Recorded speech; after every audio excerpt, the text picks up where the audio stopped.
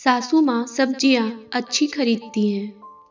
सुबह morning walk से लौटते हुए सुधा जी दूध की थैलियाँ और सब्जियाँ लेते आती थी। घर में हंसते हुए उन्होंने कदम रखा कि बहू नेहा दूध लेने आ गई। देखा हाथ में कुछ भी नहीं है तो एकदम भिन भिना गई। माँ, दूध खत्म है और चाय पीने का कब से इंतजार कर रही हूँ। आप दूध भी नहीं लाई? जरूर अपनी सहेलियों से गप्पे लड़ाने में लग गई होंगी और आते आते ग्रीन पैकेट वाला दूध खत्म हो गया होगा। कोई और पैकेट ले लिया होता और हिसाब में पैसे लिखवा दिया होता। एक साथ में अनु ने सास को सारी बातें सुना डाली। पसीने से लथपथ सुधा जी सामने पड़ी कुर्सी खींचकर बैठ गई।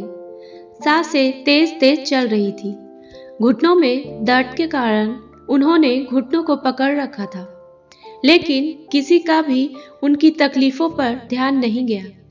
वह चुपचाप उठकर अपने कमरे में चली गई। अनु अपने काम में लग गई। थोड़ी देर बाद देखा बहू लाल चाय और अखबार उनके कमरे में रख गई। साथ में मठरी भी लाई थी, लेकिन उनका मन इतना कसैला हो गया था कि उन्होंने चाय उठाकर सीधे खिड़की से बाहर बगीचे में डाल दिया। सुधा जी के पति नरेंद्र जी को गुजरे 2 महीना हो गया था।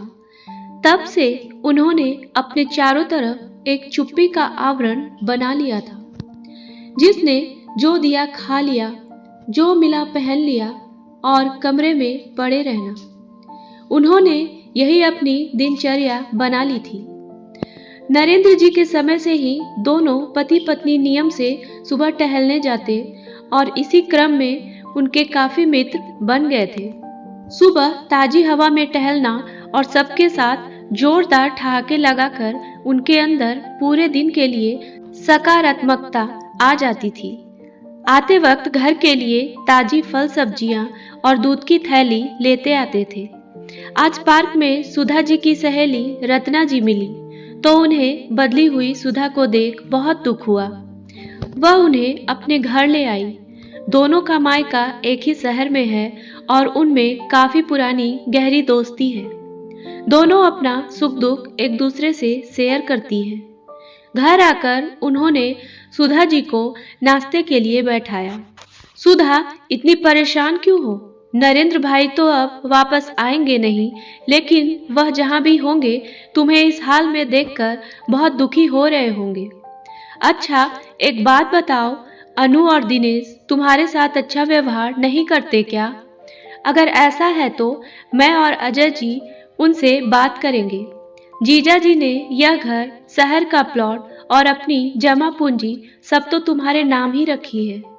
सब कुछ से इन्हें बेदखल कर दोगी तो अकल ठिकाने आ जाएगी। रत्ना जी ने अपनी सहेली की स्थिति से गुस्सा होते हुए कहा, इसी का रोना है सखी। सब मेरे नाम है, इसलिए लालच में दोनों आगे पीछे करते हैं। देखो, घर से कब से निकली हूँ, लेकिन किसी ने कोई खबर नहीं ली। सोच रहे होंगे बुढ़िया मर जाए तो सब कुछ पर कब्जा कर ले। अनु इतना बकवास खाना बनाकर देती है कि खाया नहीं जाता है। खुद बच्चों समेत बाहर से खाना खाकर आते हैं और मेरे लिए कुछ भी पकाकर रख देते हैं। मेरा मन अब किचन में जाने का नहीं करता है। सुबह से ही गमलों में पानी देने से लेकर साग सब्जी लाना और आकर पूजा घर की सफाई करना मेरे ऊपर ताबड़तोड़ काम लाद दिए हैं। जब तक पति साथ थे यह सब भार नहीं लगता था, लेकिन अब मैं थक जाती हूँ। अभी कल ही की बात है, जो दूध आता है वह मिला नहीं तो मैं नहीं लाई। घर आते ही अनु ने इतनी बातें सुना दी, लेकिन मैं अपमान का घूंट पीकर रह गई। दवाइयाँ खत्म हो गई है, बीपी बढ़ गया होगा, अटैक आ जाए तो संसार को अलविदा कह दूं। यह सब सुनते ही रत्ना एकदम गुस्सा हो गई। तभी दरवाजे की घंटी बजी। खिड़की से झांक कर देखा तो अनु और दिनेश दरवाजे पर खड़े थे।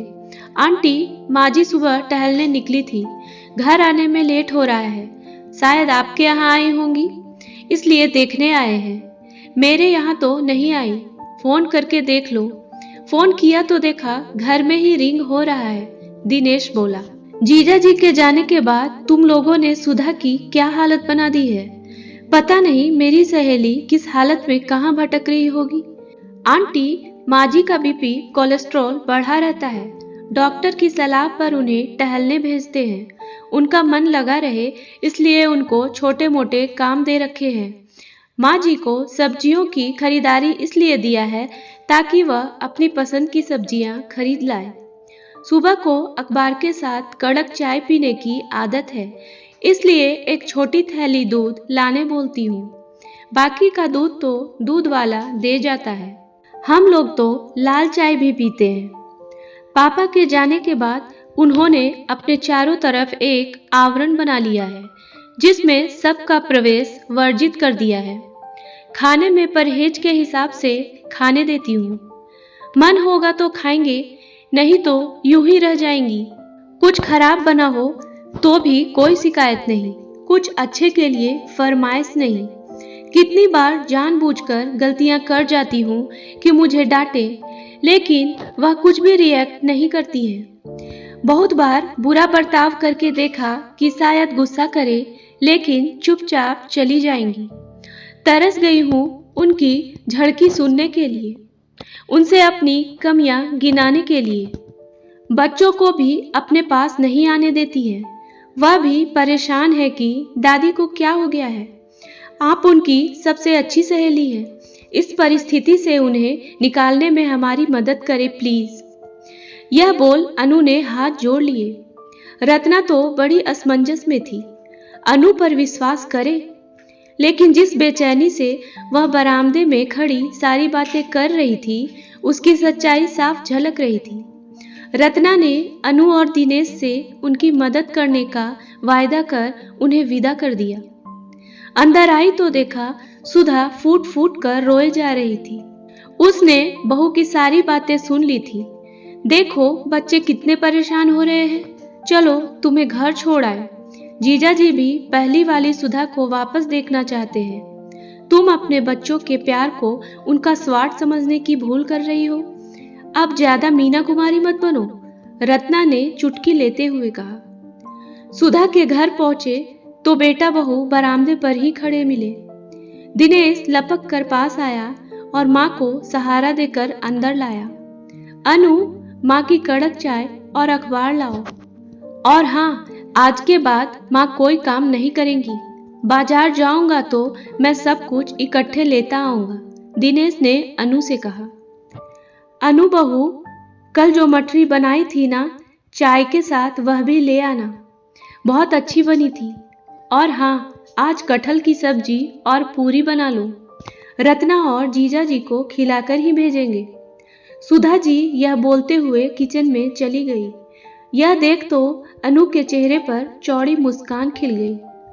रत्ना भी अपनी सहेली और उसके परिवार की खुशियों में खुश थी। दोस्तों, कई बार परिस्थितिवश हम रिश्तों में गलतफहमी पाल लेते हैं। अगर समय से उनका समाधान कर लिया जाए तो पारिवारिक खुशियां बनी रहती हैं। उम्मीद है कहानी पसंद आई होगी, तो मेरे वीडियो को लाइक करें और मेरे चैनल को सब्सक्राइब करना ना भूलें। धन्यवाद।